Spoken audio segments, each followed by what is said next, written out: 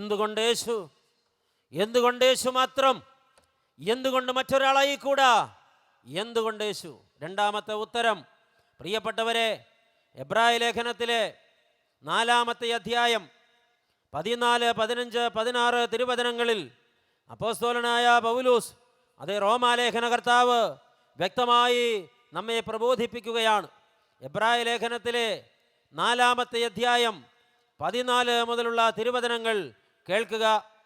അവിടെ എഴുതുന്നത് ഇങ്ങനെയാണ്: ആകയാൽ ദൈവപുത്രനായ യേശു ആകാശത്തിൽ കൂടി കടന്നുപോയ ശ്രേഷ്ഠ മഹാപുരോഹിതനായി നമുക്കുള്ളത് കൊണ്ട് നാം നമ്മുടെ സ്വീകാര്യം മുറുകെ പിടിച്ചുകൊള്ളുക. നമുക്ക് ഉള്ള മഹാപുരോഹിതൻ നമ്മുടെ ബലഹീനതകളിൽ സഹതാപം കാണിപ്പാൻ കഴിയാത്തവനല്ല. പാപമൊഴികെ സർവത്തിലും നമുക്ക് തുല്യനായി പരീക്ഷിക്കപ്പെട്ടവനത്രേ നമുക്കുള്ളത്. അതുകൊണ്ട് കരുണ ലഭിപ്പാനും തത്സമയത്ത് സഹായത്തിനുള്ള കൃപ പ്രാപിപ്പാനുമായി നാം ധൈര്യത്തോടെ കൃപാസനത്തിനടുത്ത് ചെല്ലുക. ദൈവമക്കളെ, എന്താണ് കേട്ടത്? നമ്മുടെ ബലഹീനതകളിൽ നമ്മോട് സഹതാപം കാണിപ്പാൻ കഴിവുള്ളവനാണ് കർത്താവായ യേശു ക്രിസ്തു. ഇതുപോലൊരു മഹാപുരോഹിതൻ വേറെ ആർക്കും നൽകപ്പെട്ടിട്ടില്ല. നമ്മുടെ ബലഹീനതകളിൽ സഹതാപം കാണിപ്പാൻ കഴിവുള്ള വേറൊരാളില്ല. അതുകൊണ്ട് യേശു ക്രിസ്തുവിനെ തന്നെ ധരിച്ചുകൊള്ളുവിൻ. മനുഷ്യൻ ബലഹീനനാണ്. അത് മറ്റാരേക്കാളും നന്നായി മനസ്സിലാകുന്നത് കർത്താവായ യേശു ക്രിസ്തുവിനാണ്. കണ്ണുനീരിൻ്റെ ഭാഷ യേശുക്രിസ്തുവിന് മനസ്സിലാകുന്നത് പോലെ ലോകത്ത് വേറെ ആർക്കും മനസ്സിലാകില്ല. പ്രിയപ്പെട്ടവരെ, മനസ്സിലാകില്ല. കണ്ണുനീരേറെ സഹിച്ചവൻ, കഷ്ടതയേറെ സഹിച്ചവൻ, ഇഞ്ചിഞ്ചായി പറിച്ചു കീറപ്പെട്ടവൻ, ശിരസ് മുതൽ പാദം വരെ മുറിവേൽക്കാത്ത പരമാണു പോലുമില്ലാതെ മുറിവേറ്റവൻ, ലോകത്താരും അപമാനിക്കപ്പെട്ടിട്ടില്ലാത്തതുപോലെ അപമാനിക്കപ്പെട്ടവൻ, പരിപൂർണ നഗ്നനായി പെരുവഴിയോരത്ത് പരസ്യമായ കാഴ്ചയാക്കപ്പെട്ടവൻ, തമ്പുരാന്റെ നഗ്നത ലോകം കാണാതിരിപ്പാൻ സൃഷ്ടിയായ സൂര്യൻ കണ്ണടച്ചിട്ട് 6-ാം മണിനേരം മുതൽ 9-ാം മണിനേരം വരെ ദേശത്തെങ്ങും വലിയ കൂരിരുട്ടുണ്ടായി എന്ന വേദപുസ്തകം നമ്മെ പഠിപ്പിക്കുമ്പോൾ, ദുഃഖവെള്ളിയാഴ്ച നമസ്കാരത്തിൽ നാം അത് അനുസ്മരിക്കുമ്പോൾ, പ്രിയപ്പെട്ടവരെ, ഇതുപോലെ അപമാനിക്കപ്പെട്ടവൻ വേറൊരാളില്ല. ഇതുപോലെ മുറിവേറ്റവൻ വേറൊരാളില്ല. ഇതുപോലെ വ്യഥ അനുഭവിച്ചവൻ വേറൊരാളില്ല. ഇതുപോലെ കരഞ്ഞ വേറൊരാളില്ല. ഇതുപോലെ രക്തത്തിൽ മുങ്ങിയ വേറൊരാളില്ല. ഇതുപോലെ മുഖത്ത് തുപ്പലേറ്റ വേറൊരാളില്ല. ഇതുപോലെ വേറൊരാളില്ലാത്തത് കൊണ്ട് കരയുന്നവൻ്റെ വ്യഥ മനസ്സിലാക്കാൻ ഇവനെ പോലെ മറ്റാരുമില്ല. സങ്കടപ്പെടുന്ന ആരൊക്കെയോ ഈ പന്തലിൽ ഇരിപ്പുണ്ട്. സങ്കടപ്പെട്ട് കരയുന്നവരെ, ഒരുപക്ഷെ നിന്റെ ജീവിത പങ്കാളിക്ക് നിന്നെ മനസ്സിലാകില്ല. നിന്റെ പ്രിയപ്പെട്ടവർക്ക് ആർക്കും നിന്നെ മനസ്സിലാകില്ല. കണ്ണുനീരിൻ്റെ ഭാഷ ലോകത്താരെക്കാളും നന്നായി മനസ്സിലാകുന്നത് ക്രൂസിൽ കിടക്കുന്ന യേശുവിനാണ്. അതുകൊണ്ട് ഞാൻ അവനെ തന്നെ ധരിക്കണം. പ്രിയപ്പെട്ടവരെ, അവനെ ധരിച്ചാൽ എനിക്ക് എൻ്റെ ജീവിതത്തിൽ ആശ്വാസം പകർന്നു കിട്ടും. ഈ കഴിഞ്ഞ ദിവസം വയനാട്ടിൽ മീനങ്ങാടി കത്തീഡ്രൽ പള്ളി ഇടവകയിൽ ദീർഘവർഷങ്ങൾ ക്വയറിൽ ലീഡ് ചെയ്ത് പാടിയ എൽദോസ് എന്നു പേരുള്ള ചെറുപ്പക്കാരൻ സെറിബ്രൽ ഹിമറേജ് ഉണ്ടായി. തലച്ചോറിലെ ഞരമ്പ് പൊട്ടി രക്തം ക്ലോട്ടായി. അവന് തുടരെ ഫിറ്റ്സ് വന്ന് അബോധാവസ്ഥയിൽ കോഴിക്കോട് മിംസ് ഹോസ്പിറ്റലിൽ അവൻ കിടക്കുകയാണ്. അവൻ്റെ ഭാര്യ എന്നെ വിളിച്ച് പറഞ്ഞു, അച്ഛാ, ഈ ഫിറ്റ്സ് ഒന്നും നിന്ന് കിട്ടിയില്ലെങ്കിൽ, 48 മണിക്കൂറിനുള്ളിൽ നോർമൽ സ്റ്റേജിലേക്ക് മടങ്ങി വന്നില്ലെങ്കിൽ എൻ്റെ ഭർത്താവിനെ തിരിച്ചു കിട്ടില്ല എന്ന് മെഡിക്കൽ സയൻസ് എന്നോട് പറഞ്ഞിരിക്കുക. പ്രാർത്ഥിക്കണം. അന്ന് വൈകിട്ടൊരു യോഗമുണ്ടായിരുന്നു. ഏതാണ്ട് 500ഓളം ആളുകൾ അവിടെ ഉണ്ടായിരുന്നു. സകല മനുഷ്യരും ഒരുമിച്ച് നിലവിളിച്ച് പ്രാർത്ഥിച്ചു. കണ്ണുനീരിൻ്റെ ഭാഷ കർത്താവിന് മനസ്സിലായി. പിറ്റേന്ന് രാവിലെ എനിക്കൊരു ഫോൺ കോൾ വന്നു. എൽദോസിൻ്റെ ഫിറ്റ്സ് മാറി. അവൻ കണ്ണു തുറന്നു. അവൻ എല്ലാവരെയും തിരിച്ചറിഞ്ഞു. എല്ലാവരോടും സംസാരിച്ചു. ഉത്തരം കിട്ടും. കണ്ണുനീരിൻ്റെ ഭാഷ മനസ്സിലാകുന്ന ഒരാളേ ഉള്ളൂ, അത് യേശുക്രിസ്തുവാണ്. ഒരു അക്രൈസ്തവ കുടുംബം, വിവാഹിതരായിട്ട് 30 വർഷമായി. ഭാര്യയും ഭർത്താവും അത്രമാത്രം സ്നേഹത്തിലാണ്. 30 ആണ്ടിലെ കുടുംബജീവിതത്തിൽ ഒരിക്കൽ പോലും അവർ പിണങ്ങിയിട്ടില്ലെന്ന് ആര് സമ്മതിക്കും? ആര് വിശ്വസിക്കും? 30 ആണ്ട് കുടുംബജീവിതം നയിച്ചിട്ട് ഒരു പ്രാവശ്യം പോലും ഭാര്യയും ഭർത്താവും തമ്മിൽ പിണങ്ങിയിട്ടില്ല. 30 കൊല്ലത്തെ ദാമ്പത്യ ജീവിതം പിന്നിട്ടപ്പോൾ ഭാര്യയ്ക്ക് ചില അസ്വസ്ഥതകൾ. അവളെയും കൊണ്ട് ഭർത്താവ് ആശുപത്രിയിൽ പോയി. ആശുപത്രികൾ മാറി വലിയ ഒരാശുപത്രിയിലെത്തി. പരിശോധനയെല്ലാം കഴിഞ്ഞപ്പോൾ മെഡിക്കൽ സയൻസ് പറഞ്ഞ വിധി അത്യന്തം വേദനാജനകമായിരുന്നു. ഈ മനുഷ്യനോട് പറഞ്ഞു, സുഹൃത്തെ, താങ്കളുടെ ഭാര്യയുടെ രോഗം അത്യന്തം മാരകമാണ്, മടങ്ങി പോരുമെന്ന്, ഇതിൽ നിന്ന് തിരിച്ചു വരുമെന്ന് പ്രതീക്ഷിക്കാൻ വൈദ്യശാസ്ത്രത്തിന് മുന്നിൽ വഴികളില്ല. ഈ മനുഷ്യനാകെ തകർന്നുപോയി. തല കുമ്പിട്ടിരുന്ന് നിലത്ത് തലയിടിച്ച് നിലവിളിക്കുമ്പോൾ അടുത്ത മുറിയിൽ ഉണ്ടായിരുന്ന ക്രൈസ്തവരായ ചിലർ അദ്ദേഹത്തോട് പറഞ്ഞു, ചാപ്പലിൽ ചെന്ന് പ്രാർത്ഥിക്കുക, യേശുക്രിസ്തുവിനോട് പ്രാർത്ഥിക്കുക, ഉത്തരം കിട്ടുമെന്ന്. ഈ മനുഷ്യൻ സാവധാനം നടന്നു. അതൊരു മിഷൻ ഹോസ്പിറ്റലായിരുന്നു. ചാപ്പലിനകത്തേക്ക് കാലെടുത്തു വെച്ചു. അയാൾ 2 ചുവട് മുന്നോട്ട് മാറി. അയാൾ കണ്ടു ക്രൂശിൽ കിടക്കുന്ന യേശുവിൻ്റെ ചിത്രം. തലയിൽ മുൾക്കിരീടം ധരിച്ചവനായി, ശിരസ്സൊരു വശത്തേക്ക് ഒടിഞ്ഞു തൂങ്ങിയവനായി, കൈകാലുകളിൽ അണിതറയ്ക്കപ്പെട്ടവനായി, അല്പവസ്ത്രധാരിയായി, രക്തത്തിൽ മുങ്ങിക്കുളിച്ചവനായി, നിസ്സഹായനായി കിടക്കുന്ന യേശുവിനെ കണ്ടിട്ട് അയാളോടും യേശുവിനോടും ചോദിച്ചു, ഞാൻ ഇനി എന്താണ് പറയേണ്ടത്? സ്വന്തം രക്ഷ സാധ്യമല്ലാതെ, കുരിശിൽ നിന്നിറങ്ങാൻ കഴിയാതെ, എല്ലാം നഷ്ടപ്പെട്ടവനായി, നിസ്സഹായനായി, ശിരസൊടിഞ്ഞവനായി, തല കുമ്പിട്ടവനായി കിടക്കുന്ന ഈ ആളോട് ഞാൻ എന്ത് സങ്കടം പറയാനാ? എന്നെ സഹായിക്കാൻ കഴിയുമോ? സ്വന്തം കാര്യത്തിൽ തീരുമാനമെടുക്കാൻ കഴിയാത്തവന്, കുരിശിൽ നിന്ന് താഴെ ഇറങ്ങാൻ കഴിയാത്തവന്, ശത്രുക്കളോട് ജയിപ്പാൻ കഴിയാത്തവന് എന്നെ എങ്ങനെ സഹായിക്കാൻ കഴിയും? ഇല്ല, ഒരക്ഷരം പോലും എനിക്ക് നിന്നോട് പറയാനില്ല.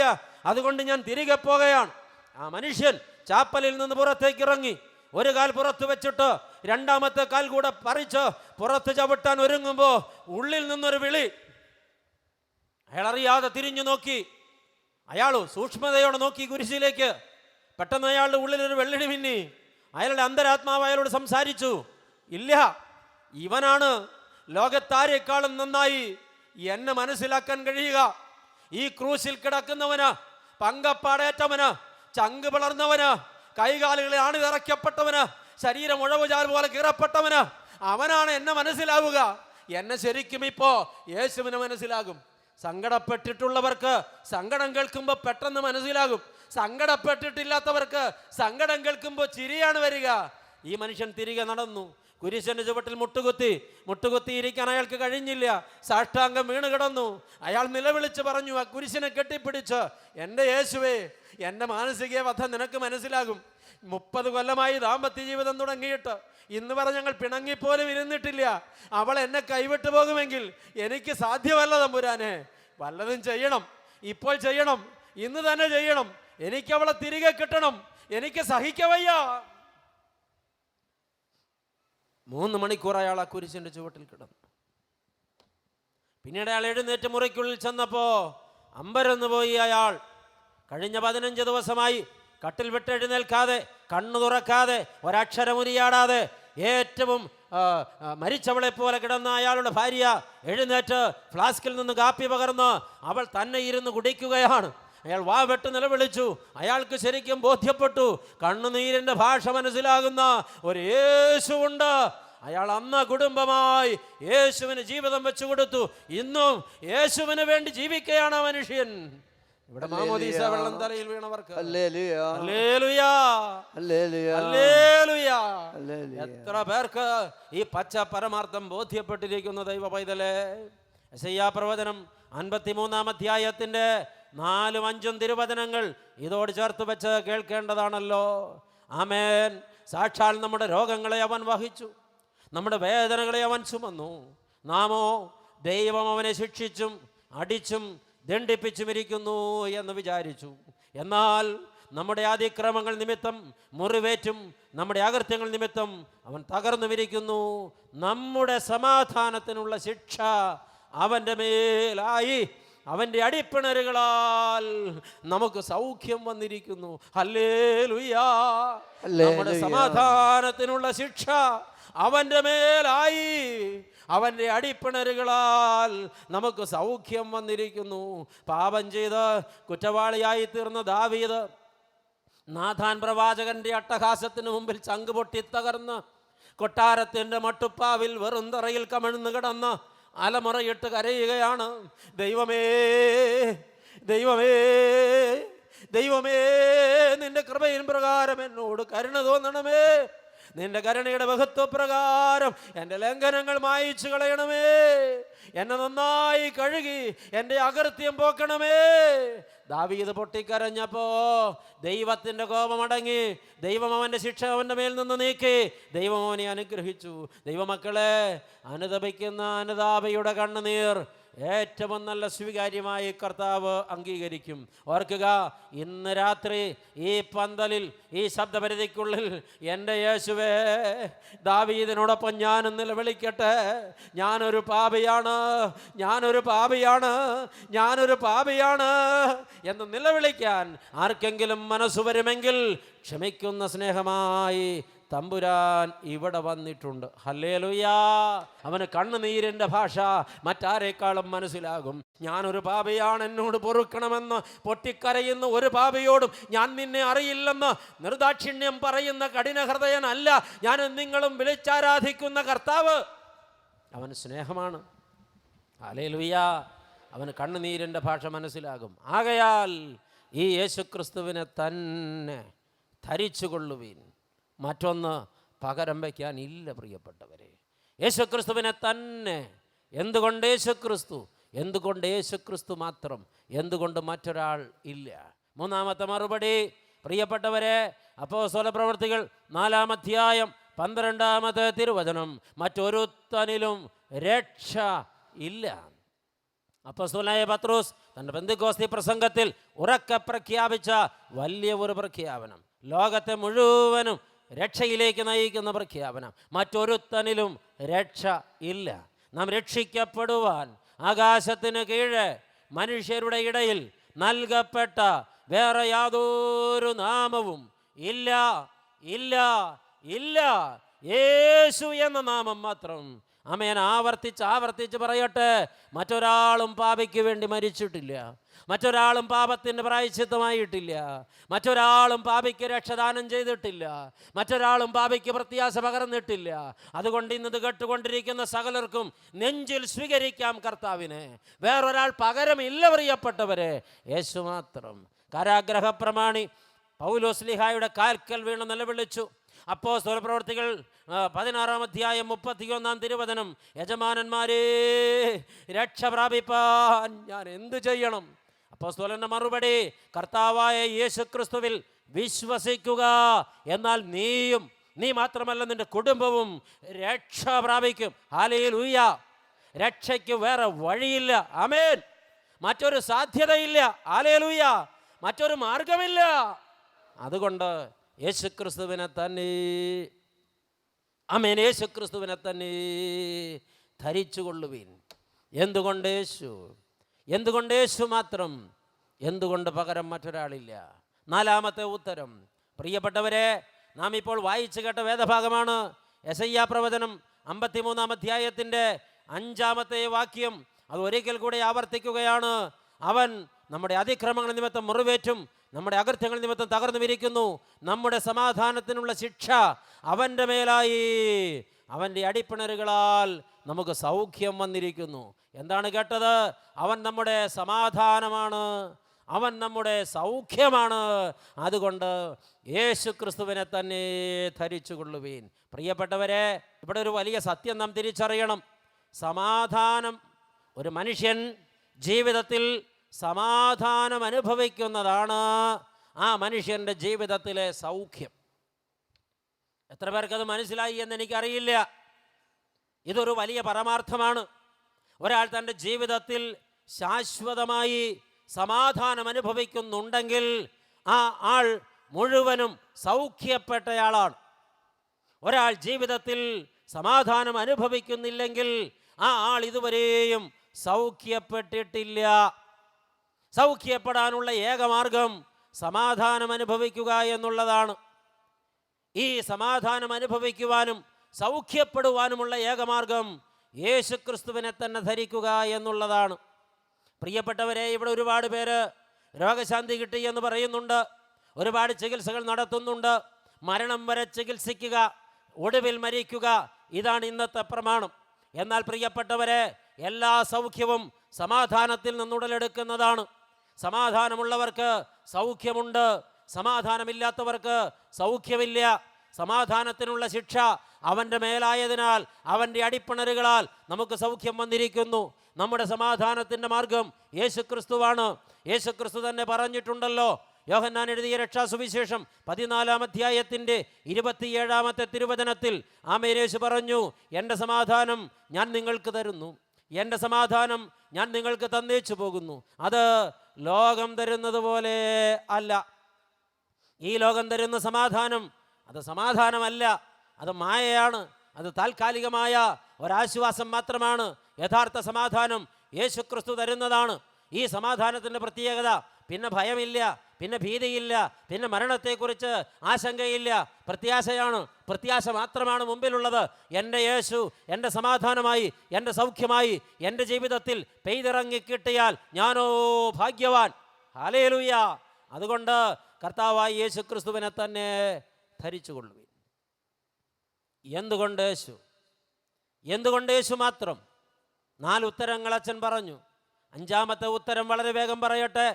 പ്രിയപ്പെട്ടവരെ, 1 കൊരിന്ത്യർ ലേഖനം 15-ാമത്തെ അധ്യായം 20 മുതലുള്ള തിരുവചനങ്ങളിൽ അപ്പോസ്തലനായ പൗലോസ് വളരെ വ്യക്തതയോടെ ഒരു പരമാർത്ഥം വിളിച്ചു പറയുന്നുണ്ട്. എന്നാൽ ക്രിസ്തു നിദ്ര കൊണ്ടവരിൽ ആദ്യഫലമായി മരിച്ചവരുടെ ഇടയിൽ നിന്ന് ഉയർത്തിരിക്കുന്നു. മനുഷ്യൻ മൂലം മരണമുണ്ടാകയാൽ മരിച്ചവരുടെ പുനരുത്ഥാനവും മനുഷ്യൻ മൂലമുണ്ടായി. ആദാമിൽ എല്ലാവരും മരിക്കുന്നത് പോലെ ക്രിസ്തുവിൽ എല്ലാവരും ജീവിപ്പിക്കപ്പെടും. ഹല്ലേലൂയ. ആദാമിൽ എല്ലാവരും മരിക്കുന്നത് പോലെ ക്രിസ്തുവിൽ എല്ലാവരും ജീവിപ്പിക്കപ്പെടും. മരണത്തെ ജയിച്ചവൻ യേശുക്രിസ്തു മാത്രമാകയാൽ മരണത്തെ ജയിക്കാനുള്ള ഏക സാധ്യത യേശുക്രിസ്തു മാത്രമാകയാൽ യേശുക്രിസ്തു മൂലം എല്ലാവരും ജീവിപ്പിക്കപ്പെടുകയാൽ യേശു മാത്രം ജീവദാതാവും ജീവന്റെ ഉറവിടവും ജീവന്റെ ആധാരവും ജീവന്റെ കേന്ദ്രവും നിത്യജീവനുമാകയാൽ യേശുക്രിസ്തുവിനെ തന്നെ ധരിച്ചുകൊള്ളുവേൻ. പകരം മറ്റൊന്ന് വെച്ചാൽ ഈ വീണ്ടെടുപ്പ് സാധ്യമാകില്ല പ്രിയപ്പെട്ടവരെ. ആമേൻ. പുനരുത്ഥാനത്തിൻ്റെ ഉടയവനാണ് നമ്മുടെ തമ്പുരാൻ. 1 തെസ്സലോനിക്യ ലേഖനം 4-ാം അധ്യായത്തിൻ്റെ 16-17 തിരുവചനങ്ങളിൽ അപ്പോസ്തലനായ പൗലോസ് പ്രത്യാശയെക്കുറിച്ച് പറഞ്ഞു വെച്ചത് ഇങ്ങനെയാണ്. കർത്താവ് താൻ ഗംഭീരനാദത്തോടും പ്രധാന ദൂതന്റെ ശബ്ദത്തോടും ദൈവത്തിൻ്റെ കാഹളത്തോടും കൂടെ സ്വർഗത്തിൽ നിന്നിറങ്ങി വരും. ആമേൻ, വരും. ആമേൻ, വരും. അപ്പോൾ ക്രിസ്തുവിൽ മരിച്ചവർ ആദ്യം ഉത്ഥാനം ചെയ്യും. ഉത്ഥാനം ചെയ്യും. ശേഷിക്കുന്ന നാമോ കണ്ണിമയ്ക്കുന്നതിൽ രൂപാന്തരപ്പെട്ട് ആകാശമേഘങ്ങളിൽ അവൻ്റെ എതിരേൽപ്പിന് പുറപ്പെട്ടു പോകുകയും ചെയ്യും. ഹല്ലേലൂയ. അവൻ പുനരുത്ഥാനം ചെയ്തവനും പുനരുത്ഥാനം ചെയ്യിക്കുന്നവനുമാകയാൽ യേശുക്രിസ്തുവിൽ എല്ലാവരും ജീവിപ്പിക്കപ്പെടുമെന്നുള്ളതിനാൽ കർത്താവായ യേശുക്രിസ്തുവിനെ തന്നെ ധരിച്ചുകൊള്ളുവീൻ. പകരം മറ്റൊരാളില്ല. വീണ്ടും പ്രിയപ്പെട്ടവരെ, യോഹന്നാൻ എഴുതിയ രക്ഷാസുവിശേഷം 6-ാം അധ്യായം 53-54 തിരുവചനങ്ങൾ കൂടെ ഇതോട് ചേർത്ത് കേൾക്കുക. യേശു പറയുന്നു, ആമേൻ, ആമേൻ, സത്യമായിട്ടും സത്യമായിട്ടും ഞാൻ നിങ്ങളോട് പറയുന്നു, നിങ്ങൾ മനുഷ്യപുത്രൻ്റെ മാംസം ഭക്ഷിക്കാതെയും അവൻ്റെ രക്തം കുടിക്കാതെയും ഇരുന്നാൽ നിങ്ങൾക്ക് ഉള്ളിൽ ജീവൻ ഇല്ല. ദൈവമക്കളെ, ഇത് അടിവരയിട്ട അച്ചിലിട്ട വാക്കുകളാണ്. ഇന്ന് സഭാമക്കൾക്ക് ഒത്തിരി പേർക്ക് ഇതേക്കുറിച്ച് ബോധ്യമില്ല വേണ്ടവണ്ണം. എന്താണ് ഈ കേട്ടത്? നിങ്ങൾ മനുഷ്യപുത്രൻ്റെ മാംസം ഭക്ഷിക്കാതെയും അവൻ്റെ രക്തം കുടിക്കാതെയും ഇരുന്നാൽ നിങ്ങൾക്ക് ഉള്ളിൽ ജീവൻ ഇല്ല. പരിശുദ്ധ കുർബാന സ്വീകരിക്കുന്നവർക്ക് മാത്രമേ ഉള്ളിൽ ജീവൻ ഉള്ളൂ. മാതൃകാപരമായി ഇന്ന് ഈ സമ്മേളനം പൂർത്തിയാകുന്നത് പരിശുദ്ധ കുർബാനയുടെ സമർപ്പണത്തിലൂടെയാണ്. അത് സ്വീകരിപ്പാൻ ഒരുങ്ങിയിട്ടുണ്ടോ? ഒരുങ്ങിയിട്ടുണ്ടോ? ഒരുങ്ങിയിട്ടുണ്ടോ പ്രിയപ്പെട്ടവരെ? ഒരുങ്ങിയിട്ടുണ്ടോ? വീണ്ടും പറഞ്ഞു, എൻ്റെ മാംസം ഭക്ഷിക്കുകയും എൻ്റെ രക്തം കുടിക്കുകയും ചെയ്യുന്നവന് നിത്യ ജീവൻ ഉണ്ട്. യേശുക്രിസ്തുവിൻ്റെ മാംസരക്തങ്ങൾ പരിശുദ്ധ കുർബാന സ്വീകരിക്കുന്നത് നിത്യ ജീവനാണ്. ഒടുവിൽ യേശു പറഞ്ഞു, അവസാന പുനരുത്ഥാന നാളിൽ ഞാൻ അവനെ ഉയർത്തെഴുന്നേൽപ്പിക്കും. ഇന്ന് പലർക്കും ഇത് വേണ്ടവണ്ണം മനസ്സിലായിട്ടില്ല. എൻ്റെ മാംസം ഭക്ഷിക്കുകയും എൻ്റെ രക്തം കുടിക്കുകയും ചെയ്യാതിരുന്നാൽ നിങ്ങൾക്കുള്ളിൽ ജീവനില്ല. എൻ്റെ മാംസം ഭക്ഷിക്കുകയും എൻ്റെ രക്തം കുടിക്കുകയും ചെയ്യുന്നവന് നിത്യജീവനുണ്ട്. അവസാന പുനരുത്ഥാന നാളിൽ ഞാൻ അവനെ ഉയർത്തെഴുന്നേൽപ്പിക്കുമെന്നാണ് യേശുവിൻ്റെ പ്രഖ്യാപനം. ആമേൻ. എന്താ കേട്ടത്? പരിശുദ്ധ കുർബാനയിലൂടെ യേശുവിനെ ധരിച്ച് യേശുവിനെ ഉള്ളിലാക്കി യേശുവിനെ വഹിക്കുന്നവരാണ് പുനരുത്ഥാനം ചെയ്യുന്ന നാളിൽ ഭാഗ്യമുള്ളവരായിത്തീരുന്നത്. ആമേൻ. അവൻ മാത്രം പുനരുത്ഥാനം ചെയ്തവനും അവൻ മാത്രം പുനരുദ്ധാരകനുമാകയാൽ യേശുക്രിസ്തുവിനെ തന്നെ ധരിച്ചുകൊള്ളുവിൻ. ഒടുവിൽ ഒരു വാക്കുകൂടെ പറഞ്ഞ് സന്ദേശം അവസാനിപ്പിക്കാം. യേശുക്രിസ്തുവിനെ തന്നെ ധരിക്കണം. എന്തുകൊണ്ട് യേശുക്രിസ്തു? എന്തുകൊണ്ട് യേശുക്രിസ്തു മാത്രം? എന്തുകൊണ്ട് പകരം മറ്റൊരാളില്ല? ആറാമത്തെ മറുപടി, പ്രിയപ്പെട്ടവരെ, യോഹന്നാൻ എഴുതിയ രക്ഷാസുവിശേഷം 14-ാം അധ്യായം 1 മുതൽ 3 വരെ തിരുവചനങ്ങൾ മനഃപ്പാഠമാണ് നമുക്ക്. യേശു വിളിച്ചു പറഞ്ഞു, നിങ്ങളുടെ ഹൃദയം കലങ്ങിപ്പോകരുത്. ദൈവത്തിൽ വിശ്വസിപ്പീൻ, എന്നിലും വിശ്വസിപ്പീൻ. എൻ്റെ പിതാവിൻ്റെ ഭവനത്തിൽ അനേകം കൊട്ടാരങ്ങളുണ്ട്. വാസസ്ഥലങ്ങളെന്ന് മലയാളത്തിൽ എഴുതി വച്ചത്, പ്രിയപ്പെട്ടവരെ, സത്യത്തിൽ അങ്ങനെ അല്ല പരിഭാഷപ്പെടുത്തേണ്ടത്. കൊട്ടാരങ്ങൾ. അങ്ങനെ കേൾക്കുമ്പോൾ തന്നെ അവിടെ ഒന്ന് പോകാൻ ഒരു കൊതി തോന്നുമല്ലോ. ആമേൻ. എൻ്റെ പിതാവിൻ്റെ ഭവനത്തിൽ അനേകം കൊട്ടാരങ്ങളുണ്ട്. ഞാൻ നിങ്ങൾക്ക് വേണ്ടി കൊട്ടാരങ്ങൾ ഒരുക്കാൻ പോകുകയാണ്.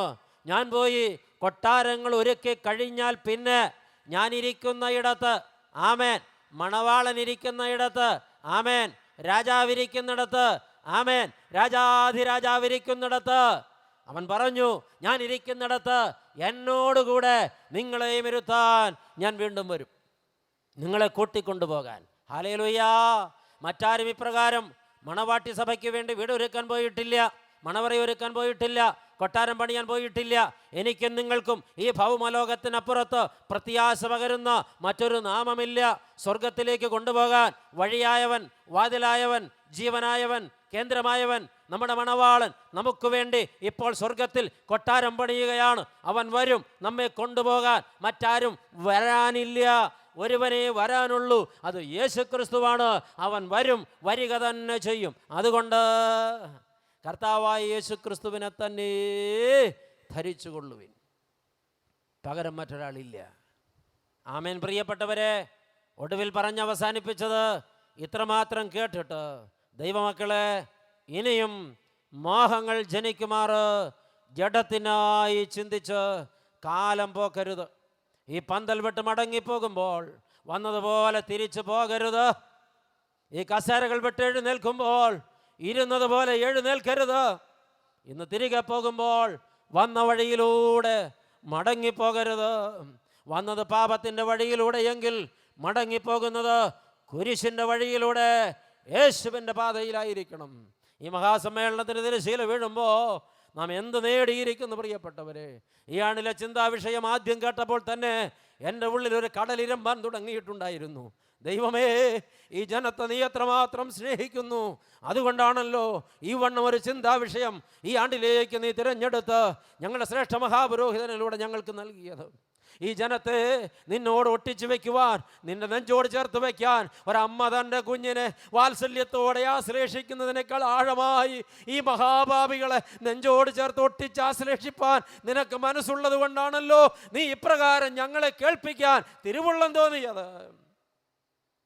ഒരാഴ്ചയ്ക്ക് മുമ്പ് ഈ പ്രസംഗം തയ്യാറാക്കാൻ പ്രാർത്ഥന മുറിയിൽ ഇരുന്നപ്പോൾ ഒരുപാട് കരഞ്ഞു. ഓരോ വാക്ക് കുറിക്കുമ്പോഴും നെഞ്ചു പിളരുന്ന നൊമ്പരമുണ്ടായിരുന്നു. തമ്പുരാനെ, ഈ സന്ദേശം മൂലം ഒരുപാട് പേർ പാപത്തെ വിട്ട് മാനസാന്തരപ്പെട്ട് നിന്റെ പക്ഷത്ത് വന്ന് നിന്നെ തന്നെ ധരിച്ച് നിനക്ക് വേണ്ടി ജീവിച്ച് നിന്നോട് ചേരുവാൻ ഇടവരുത്തണമേ എന്ന് വിലാപം കഴിച്ചുകൊണ്ടാണ് അക്ഷരങ്ങൾ കുറിച്ചത്. ദൈവമക്കളെ, ആ വിലാപത്തോടു കൂടി തന്നെയാണ് ഇത് നിങ്ങളോട് അറിയിക്കുന്നതും. ഇന്നത് കേട്ടിട്ടാരും മത്സരിച്ച് മടങ്ങിപ്പോകാതിരിക്കട്ടെ. ഈ കേട്ട സന്ദേശം നമ്മെ ജീവിപ്പിക്കാൻ പര്യാപ്തമാണ്. ഇവിടെ നിർത്തുകയാണ്. നമുക്ക് പ്രാർത്ഥിക്കാം. ആയിരിക്കുന്ന ഇടങ്ങളിൽ നമ്മുടെ തലകളെ വണക്കാം, നമ്മുടെ കണ്ണുകളെ അടയ്ക്കാം. ഹല്ലേലൂയ. കർത്താവായ യേശുക്രിസ്തുവിനെ തന്നെ ധരിച്ചുകൊള്ളുവീൻ. മോഹങ്ങൾ ജനിക്കുമാറ് ജഡത്തിനായി ചിന്തിക്കരുത്. തമ്പുരാനെ, ഇന്ന് രാത്രി നീ വളരെ വ്യക്തമായി നിൻ്റെ സ്നേഹത്തെ പ്രതി ഞങ്ങളോട് ഇടപെട്ടിരിക്കുന്നു. ദൈവമേ, സത്യം പറഞ്ഞാൽ ഞങ്ങളൊക്കെ മരണശിക്ഷയ്ക്ക് വിധേയരായ മനുഷ്യരാണ്. അതാണ് ഞങ്ങളുടെ അർഹത. അത്രമാത്രം വലിയ പാപികളാണ്. ഓർമ്മ വെച്ച നാൾ മുതൽ ഇന്ന് വരെ ചെയ്തതും പറഞ്ഞതും കണ്ടതും കേട്ടതും തിന്നതും കുടിച്ചതും പാപമാണപ്പാ. പക്ഷേ എൻ്റെ പാപത്തിന് നീ ശിക്ഷ പ്രഖ്യാപിച്ചത് എൻ്റെ മേൽ വന്നാൽ ഞാൻ മരണം അതിനുശേഷം നരകമാണ് അനുഭവിക്കേണ്ടി വരിക. എൻ്റെ ദൈവമേ, നിത്യമരണത്തിനും നിത്യനരകത്തിനും ഞാൻ അവകാശിയാകാതിരിപ്പാൻ എനിക്ക് വേണ്ടി എൻ്റെ പാപത്തിൻ്റെ ശിക്ഷയേറ്റ് പാപമില്ലാത്ത പരിശുദ്ധ നീ ഭൂമിയിൽ വന്ന് കുരിശേറിയല്ലോ. 33.5 തിരുവയസ്സിൽ ലോകത്ത് നരനായി പാർത്തിട്ട് എനിക്ക് വേണ്ടി കുരിശേറ്റ ദൈവമേ, എൻ്റെ പാപത്തിൻ്റെ പ്രായശ്ചിത്തമായ തമ്പുരാനെ, എനിക്ക് വേണ്ടി ജീവൻ വെടിഞ്ഞ നാഥ, ചങ്കിലെ ചോര ഊറ്റിത്തന്ന തമ്പുരാനെ, നിന്നെ മറന്ന് എനിക്ക് എങ്ങനെ പോകാൻ കഴിയും? ഞാനിന്ന് നിന്നിലുള്ള വിശ്വാസത്താൽ നീതീകരണം പ്രാപിച്ചില്ലെങ്കിൽ, എൻ്റെ ജീവിതം ഞാൻ നിനക്ക് വെച്ചു തന്നില്ലെങ്കിൽ, ഞാൻ യേശുക്രിസ്തുവിനെ ധരിച്ചുകൊണ്ട് ഈ പന്തൽ വിട്ട് മടങ്ങിയില്ലെങ്കിൽ ഞാൻ എത്രമാത്രം വലിയ നീചനാണ്. ദൈവമേ, എൻ്റെ മേൽ ശിക്ഷ ഞാൻ തന്നെ വിളിച്ചു വാങ്ങുമല്ലോ. അതുകൊണ്ട് തമ്പുരാനെ, ഞാൻ അടിയറ വയ്ക്കുകയാണ്. നിൻ്റെ സ്നേഹത്തിന് മുമ്പിൽ ഞാൻ എന്നെ താഴ്ത്തി തരികയാണ്. തമ്പുരാനെ, നിന്നെപ്പോലെ ആരും എന്നെ സ്നേഹിച്ചിട്ടില്ല. അതുകൊണ്ട് ഞാൻ നിന്നെ തന്നെ ധരിക്കുകയാണ്. തമ്പുരാനെ, എൻ്റെ ബലഹീനതകൾ നിന്നെപ്പോലെ, എൻ്റെ സങ്കടങ്ങൾ നിന്നെ പോലെ വേറെ ആർക്കും മനസ്സിലാകില്ല. അതുകൊണ്ട് ഞാൻ നിന്നിൽ തന്നെ ആശ്രയിക്കുകയാണ്, നിന്നെ തന്നെ ധരിക്കുകയാണ്. കർത്താവേ, മറ്റൊരാളിലും രക്ഷയില്ല. രക്ഷ നിന്നിൽ നിന്ന് മാത്രം പുറപ്പെടുന്നതാണ്. അതുകൊണ്ട് ഇന്ന് രാത്രി നിന്നെ തന്നെ ഞാൻ ധരിക്കുകയാണ്. കർത്താവേ, എൻ്റെ സമാധാനവും എൻ്റെ സൗഖ്യവും നീ മാത്രമാണ്. അതുകൊണ്ട് ഞാൻ നിന്നെ തന്നെ ധരിക്കുകയാണ്. കർത്താവായ യേശുവേ, എൻ്റെ മരണത്തെ മാറ്റുന്നവനും എന്നെ മരണത്തിൽ നിന്ന് ഉയർത്തെഴുന്നേൽപ്പിക്കുന്നവനും നീ മാത്രമാകയാൽ ഞാൻ നിന്നിൽ തന്നെ ആശ്രയിക്കുകയാണ്. എൻ്റെ കർത്താവേ, എനിക്ക് വേണ്ടി സ്വർഗത്തിൽ കൊട്ടാരം പണിയുന്നവനും എന്നെ കൊണ്ടുപോകാൻ വീണ്ടും വരുന്നവനും നീ മാത്രമാകയാൽ ഞാൻ വിശ്വാസത്തോടെ നിന്നിൽ ആശ്രയിക്കുകയും എൻ്റെ ജീവിതം നിനക്ക് തരികയും ഞാൻ നിന്നെ തന്നെ ധരിക്കുകയും ചെയ്യുകയാണ്. ഇന്ന് ഞാൻ ഈ പന്തൽ വിട്ട് മടങ്ങി പോകുന്നത് വന്നതുപോലെ ആകില്ല ദൈവമേ. ഇന്നോളം കേട്ടതുപോലെയല്ല ഇന്ന് ഞാൻ കേട്ടത്. ഇതെൻ്റെ ജീവിതത്തിൻ്റെ വഴിത്തിരിവാണ്. ഞാൻ കണ്ണുനീരോടെ സമർപ്പിക്കുകയാണ്. എൻ്റെ സകല പാപത്തോടും വിട പറയുകയാണ്. നീതി സൂര്യ, നീ ഉദിക്കാൻ കാലമായി. ഞാനോ ഉറങ്ങി അത് മതിയാക്കണം. ഞാൻ ഉണരുകയാണ്, എഴുന്നേൽക്കുകയാണ്. ദൈവമേ, ഞങ്ങളുടെ സഭയ്ക്ക് വേണ്ടി പ്രാർത്ഥിക്കുന്നു. ഞങ്ങളുടെ ശ്രേഷ്ഠ മഹാപുരോഹിതന്മാർക്കും വേണ്ടി പ്രാർത്ഥിക്കുന്നു. ഞങ്ങളുടെ വൈദികർക്ക് വേണ്ടി പ്രാർത്ഥിക്കുന്നു. ഞങ്ങളുടെ സന്യസ്തർക്ക് വേണ്ടി പ്രാർത്ഥിക്കുന്നു. സഭാമക്കൾക്ക് വേണ്ടി പ്രാർത്ഥിക്കുന്നു. ചങ്കുപൊട്ടി നിലവിളിച്ച് പ്രാർത്ഥിക്കുന്നു. ഞങ്ങളെല്ലാവരും ഇതുപോലെ സ്വർഗസഭ സമ്മേളിക്കുമ്പോൾ തിരുമുമ്പിൽ കാണുവാൻ ഭാഗ്യം തരണമേ എന്ന് പ്രാർത്ഥിക്കുന്നു. ആരും നഷ്ടപ്പെട്ടു പോകല്ലേ. നിൻ്റെ ദാസന് ബലഹീനതയിൽ ഇറങ്ങി വന്ന് ബലപ്പെടുത്തി നിർത്തിയത് കൊണ്ട് സ്തോത്രം. തമ്പുരാനെ, അവിടുന്ന് പ്രാർത്ഥന കേട്ടതുകൊണ്ട് സ്തോത്രം. ശുശ്രൂഷയെ ഏറ്റെടുത്തത് കൊണ്ട് സ്തോത്രം. ഞങ്ങളെ പാപത്തിൽ നിന്ന് മോചിപ്പിച്ച് ക്രിസ്തുവിനെ ധരിച്ച് അനുഗ്രഹിക്കപ്പെട്ടവരായി മടക്കി അയപ്പാൻ തിരുവുള്ളം തോന്നിയതിനാൽ സ്തോത്രം. എല്ലാ മഹത്വവും തിരുമേനി എടുക്കണം. ഞങ്ങൾ നിനക്കും നിൻ്റെ പിതാവിനും പരിശുദ്ധാത്മാവിനും സ്തുതിയും സ്തോത്രവും സമർപ്പിക്കുന്നു, ഇപ്പോഴും എപ്പോഴും എന്നേക്കും തന്നെ. ആമേൻ.